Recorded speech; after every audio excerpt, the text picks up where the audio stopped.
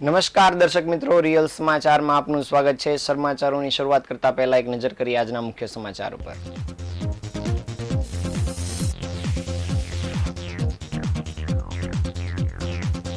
વધતા ક્રાઇમને રોકવા સુરત પોલીસનું સંવેદનશીલ વિસ્તારોમાં કોમ્બિંગ।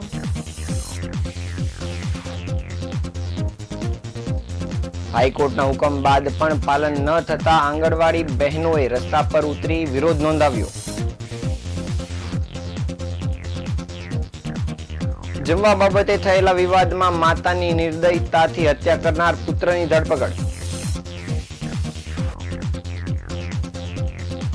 ગુજરાત મહારાષ્ટ્રમાંથી માત્ર બાઇકની ચોરી કરતી ગેંગ ઝડપાઈ।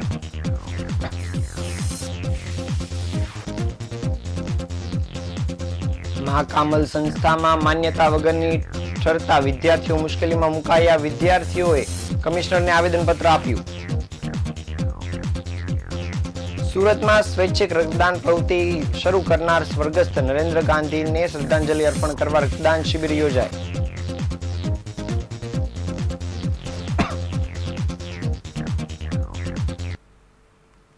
સમાચાર વિગતે જોઈએ। સુરત શહેરમાં ગુનાહિત પ્રવૃત્તિઓ પર અંકુશ લાવવા માટે પોલીસ એક્શન મોડમાં આવી ગઈ છે। વિસ્તાર બાદ હવે સુરતના લિંબાયતના ગ્રે વિસ્તારમાં રાત્રિ દરમિયાન વિશેષ કોમ્બિંગ હાથ ધરવામાં આવ્યું હતું। પીએસઆઈના નેતૃત્વ હેઠળ અલગ અલગ ટીમો બનાવવામાં આવી હતી। આ ટીમોને ફિઝિકલ વાયોલન્સ અને અન્ય ગુનાઓમાં સંકળાયેલા આરોપીઓના ઘર પર સીધી કાર્યવાહી કરવા હાથ ધરવામાં આવી હતી। દરેક આરોપી હાલમાં શું કરી રહ્યા છે અને તે ઘરમાં હાજર છે કે કેમ તે અંગે તલસ્પર્શી તપાસ હાથ ધરવામાં આવી હતી। આ ઓપરેશનમાં 100થી વધુ પોલીસકર્મીઓ સામેલ થયા હતા અને 2 કલાકમાં 7 કેસ અને 112 વાહનોનું નિરીક્ષણ કરવામાં આવ્યું હતું। ભેસ્તાન વિસ્તાર બાદ લિંબાયત પોલીસ સ્ટેશન દ્વારા શાંતિ અને કાયદો વ્યવસ્થા જાળવવા માટે રાત્રિના 8 થી 10 દરમિયાન વિશેષ કોમ્બિંગ ઓપરેશન હાથ ધરવામાં આવ્યું હતું। આ ઓપરેશનના મુખ્ય ઉદ્દેશો અસામાજિક તત્વોને કાબૂમાં લેવા અને વિસ્તારના શાંતિપૂર્ણ વાતાવરણને યથાવત રાખવાનો હતો। કોમ્બિંગ ઓપરેશન દરમિયાન લિંબાયત પોલીસે વિવિધ પ્રકારની કાર્યવાહી કરી હતી। તેના હેઠળ કાયદાનો ભંગ કરતા અને શંકાસ્પદ વ્યક્તિઓ પર કડક ચેકિંગ હાથ ધરવામાં આવ્યું હતું। જે અંગે ડીસીપી ભગીરથસિંહ ગઢવીએ જણાવ્યું હતું કે ફિઝિકલ વાયોલન્સ અને શંકાસ્પદ પ્રવૃત્તિઓમાં સંડોવાયેલા લોકોના મનમાં કાયદાનું ભાન રહે અને તે માટે આ પ્રકારના કોમ્બિંગ ઓપરેશન હાથ ધરવામાં આવ્યા છે। આ પ્રકારની કામગીરી આગળ પણ ચાલુ રહેશે અને આ કામગીરી માટે લિંબાયત પોલીસ દ્વારા શાંતિ જાળવવા માટેના પ્રયાસો લોકોની સુરક્ષિત પર્યાવરણ પ્રદાન કરવા માટે છે।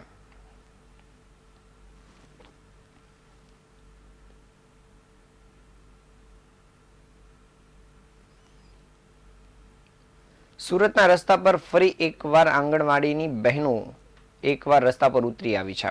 આંગણવાડીની બહેનોએ પોતાના વેતન સહિતના અનેક પ્રશ્નો મુદ્દે આજરોજ રેલી યોજીને વિરોધ નોંધાવ્યો હતો। જેમાં આંગણવાડી બહેનો મોટી સંખ્યામાં રસ્તા પર ઉતરી આવી હતી, જેમણે શાંતિપ્રિય રીતે નારેબાજી કરીને પોતાનો અવાજ બુલંદ બનાવવા પ્રયાસ કર્યો હતો। અઠવાલાઇન્સ ખાતેથી કલેક્ટર કચેરી સુધી આંગણવાડીની બહેનો દ્વારા આજરોજ રેલીનું આયોજન કરવામાં આવ્યું હતું, ને જેમાં સરકાર દ્વારા લઘુત્તમ વેતન સત્વરે આપવાની મુખ્ય માંગ રાખવામાં આવી હતી। બહેનોએ એક જ સરખી સાડી પહેરીને પોતાની એકતા દર્શાવી હતી। સાથે જ કલેક્ટર કચેરીએ પહોંચીને નારાબાજી પણ કરી હતી। બહેનોએ નારાઓ લગાવતા કહ્યું હતું કે અમને અમારો હક માંગીએ છીએ। આ અંગે આંગણવાડી બહેનના સીમાબેને જણાવ્યું હતું કે ગુજરાત હાઈકોર્ટ દ્વારા 15મીના રોજથી અમારા તરફી ચુકાદો આપવામાં આવ્યો છે, તેમ છતાં સરકાર દ્વારા તેનો કોઈ જ પરિપત્ર કે પાલન કરવામાં આવતું નથી, જેથી અમે અમારી માંગ માટે રસ્તા પર ઉતર્યા છીએ। પરંતુ રાજ્ય સરકાર જો અમારી માંગને ધ્યાનમાં નહીં લે તો આગામી સમયમાં અમે ઉગ્ર આંદોલન કરીશું।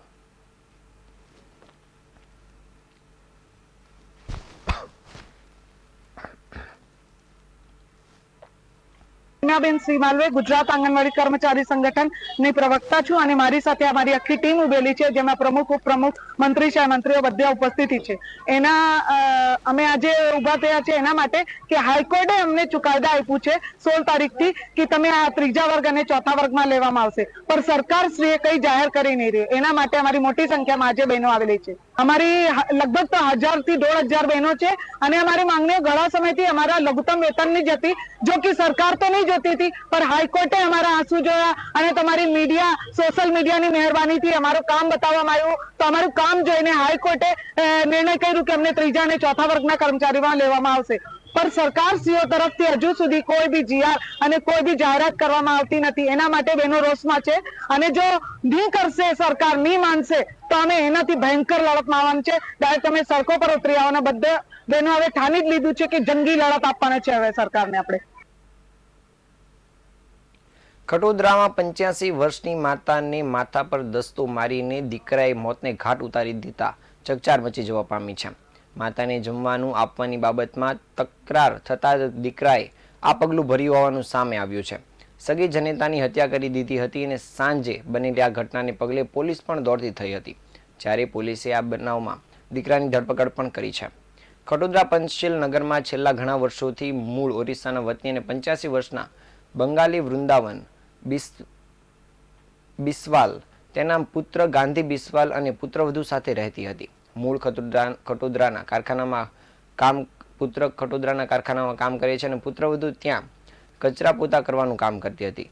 સોમવારે સાંજે આશરે 7 વાગ્યાના અરસામાં માતા બંગાળી ઘરમાં હતી ત્યારે પુત્ર ગાંધી આવ્યો હતો અને માતાને જમવાનું માંગ્યું હતું, જે આપવામાં પુત્રએ આનાકાની કરી હતી અને અકળાઈને માતાના માથામાં લોખંડનો દસ્તો મારી દીધો હતો. આ હુમલામાં ગંભીર ઈજા થતાં માતાનું ઘટના સ્થળ પર જ મોત થયું હતું. બનાવની જાણ થતાં જ ખટોદરા પોલીસ ઘટના સ્થળ પર પહોંચી હતી અને આરોપી પુત્ર ગાંધીની ધરપકડ કરી હતી. પુત્ર સાથે રહેતી માતાના ભરણપોષણનો ભાર લાગતો હોવાને લીધે ગાંધીએ માતા પર છાસવારે અકળાઈ જતો હતો અને આ વખતે આવેશમાં આવીને માતાની હત્યા કરી બેઠો હતો. આ અંગે પોલીસે જણાવ્યું હતું કે સાંજે મૃતકના પુત્રએ જ તેની માતાની હત્યા કરી હતી. રસોઈના દસ્તાથી માતા પર હુમલો કર્યો હતો અને માતાની હત્યા કરી નાખી હતી. પુત્રનું નામ ગાંધી વૃંદાવન બિસ્વાલ છે. તેની વય આશરે 40 થી 50 વર્ષની છે. તે અને તેની પત્ની અહીં મજૂરી કામ કરે છે. સાંજે જ્યારે પત્ની બહાર હતી અને પુત્ર અને માતા વચ્ચે જમવા બાબતે ઝઘડો થયો હતો. પુત્રએ માતાની હત્યા કરી નાખી છે અને મૃતદેહને પોસ્ટમોર્ટમ માટે મોકલી આપવામાં આવ્યો છે. હાલ પોલીસે આ ગંભીર ગુનામાં પુત્રની ધરપકડ કરી આગળની કાર્યવાહી શરૂ કરી છે.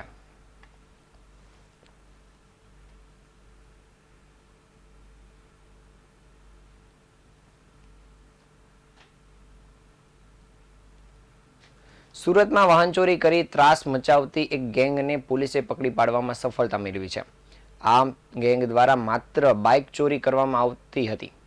પાંડેસરા પોલીસે આ ગેંગના 7 આરોપીઓ અને 2 બાળ કિશોરોની ઝડપી પાડ્યા છે. પોલીસે તેમની પાસેથી 15 જેટલી ચોરાયેલ બાઇક પણ કબજે કરી છે અને મુંબઈના ધારાવીમાં પણ આ ગેંગના લોકોએ બાઇક ચોરી કરી હોવાનું સામે આવ્યું છે.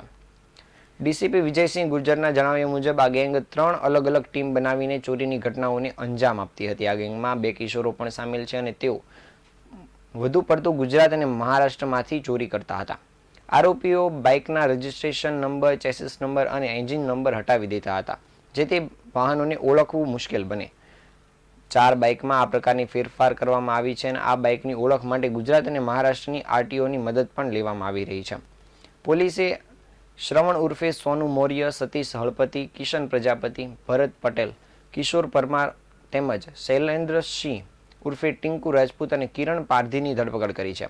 આરોપીઓમાં મોટા ભાગે ગુજરાત અને ઉત્તર પ્રદેશના રહેવાસી છે અને તેમની સામે અગાઉ પણ ચોરી અને અન્ય ગુનાઓ નોંધાઈ ચૂક્યા છે. પોલીસે એફઆઈઆરનું વેરિફિકેશન કરી રહી છે અને તેમની સામે અન્ય ગુનાઓ છે કે નહીં તેની તપાસ ચાલી રહી છે.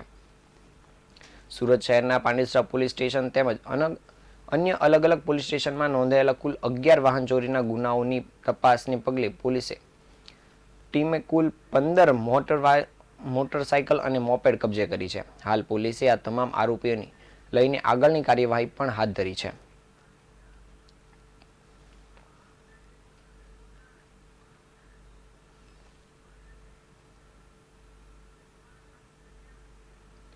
ગુજરાત સરકાર દ્વારા રાજ્યમાં ચાલતી વાહન માન્યતા વગરની મા કામલ સંસ્થાને ગેરલાયક ઠેરવવામાં આવી છે, જેથી આ ઇન્સ્ટિટ્યૂટમાં અભ્યાસ કરતા વિદ્યાર્થીઓના ભવિષ્યને સામે પ્રશ્ન ઊભો થયો છે. વિદ્યાર્થીઓએ આજે પોલીસ કમિશનર ખાતે પહોંચીને આવેદનપત્ર આપીને આ સમગ્ર મામલે રજૂઆત કરી હતી. સાથે જ સંસ્થા દ્વારા બેંગ્લોર લઈ જઈને પણ થતી હેરાનગતિ અંગેની રજૂઆત કરી હતી. નર્સિંગનો અભ્યાસ કરાવતી મા કામલ સંસ્થાનો વિવાદ મામલો હવે વધુ ચગ્યો છે. સુરતમાં ચાલતી મા કામલ સંસ્થામાં અભ્યાસ કરતી વિદ્યાર્થીનીઓ આજે સામે આવી હતી અને સુરત પોલીસ કમિશનર કચેરી ખાતે પહોંચીને રજૂઆત કરીને વિદ્યાર્થીઓને જણાવ્યું હતું. મા કામલ સંસ્થા દ્વારા વિદ્યાર્થીઓનો અભ્યાસ કરાવાય છે અને પરીક્ષા આપવા બેંગ્લોર મોકલાય છે, ત્યાં પણ તેમને હેરાન કરવામાં આવતું હોવાનું સામે આવ્યું છે. ગુજરાત સરકાર દ્વારા આવી કોઈ રીતે એડમિશન અને અભ્યાસ કરાવતી સંસ્થાને માન્યતા આપવામાં આવી નથી અને મા કામલ સંસ્થાની સુરત, વ્યારા અને રાજપીપળામાં ઇન્સ્ટિટ્યૂટ પણ આવેલી છે. રાજપીપળાની ઇન્સ્ટિટ્યૂટને ગુજરાત સરકારે માન્યતા વગરની ઠેરાવી છે અને NSUI દ્વારા આ મામલે લડત પણ ચલાવવામાં આવી છે. વિદ્યાર્થીઓ માટે લડત ચલાવવામાં આવશે તેમ પણ NSUI દ્વારા જણાવાયું છે.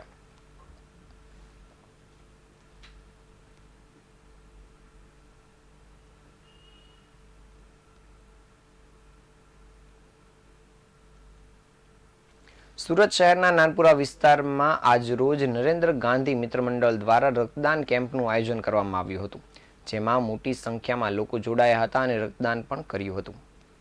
સુરતમાં સ્વૈચ્છિક રક્તદાન પ્રવૃત્તિની શરૂઆત કરનાર એવા નરેન્દ્રભાઈ ગાંધીના જન્મદિવસને લઈને આજ રોજ નાનપુરા વિસ્તારમાં ટિમ્બલિયાવાડ ખાતે આવેલ સુરત પીપલ્સ બેંકના વહીવટી ભવનમાં નરેન્દ્ર ગાંધી મિત્ર મંડળ દ્વારા રક્તદાન કેમ્પનું આયોજન કરવામાં આવ્યું હતું. સ્વર્ગસ્થ નરેન્દ્રભાઈ ગાંધીને શ્રદ્ધાંજલિ આપવાના અર્થે યોજાયેલા આ રક્તદાન શિબિરમાં મિત્ર યુવક મંડળના સભ્યો ઉપરાંત સામાજિક અને રાજકીય અગ્રણી મહાનુભાવો પણ ઉપસ્થિત રહ્યા હતા. જ્યારે આ રક્તદાન શિબિરમાં મોટી સંખ્યામાં લોકો પણ જોડાયા હતા અને રક્તદાન કરીને પોતાની સામાજિક ફરજ અદા કરી હતી. તે ઉપરાંત રક્તદાન કરવાની સાથે સાથે લોકોએ અન્ય લોકોને પણ મેસેજ આપી રક્તદાન કરવા માટે પ્રોત્સાહિત કર્યા હતા.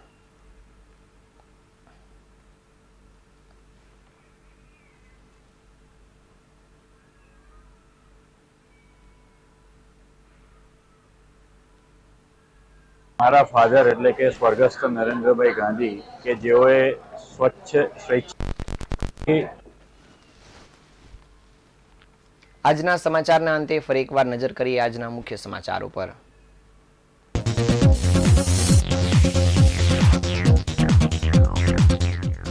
વધતા ક્રાઇમને રોકવા પોલીસનું સુરતના સંવેદનશીલ વિસ્તારોમાં કોમ્બિંગ.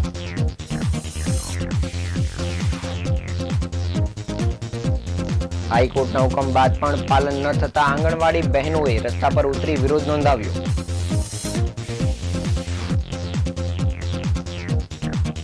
જમવા બાબતે થયેલ વિવાદમાં માતાની નિર્દયતાથી હત્યા કરનાર પુત્રની ધરપકડ.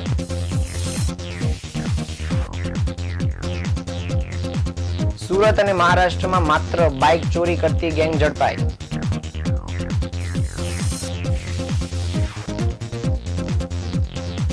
મા કામલ સંસ્થાને માન્યતા વગરની ઠરતા જ વિદ્યાર્થીઓ મુશ્કેલીમાં મુકાયા. વિદ્યાર્થીઓએ પોલીસ કમિશનરને આવેદનપત્ર આપ્યું. સુરતમાં સ્વૈચ્છિક રક્તદાન પ્રવૃત્તિ શરૂ કરનાર સ્વર્ગસ્થ નરેન્દ્ર ગાંધીને શ્રદ્ધાંજલિ આપવા માટે રક્તદાન શિબિર યોજાઈ.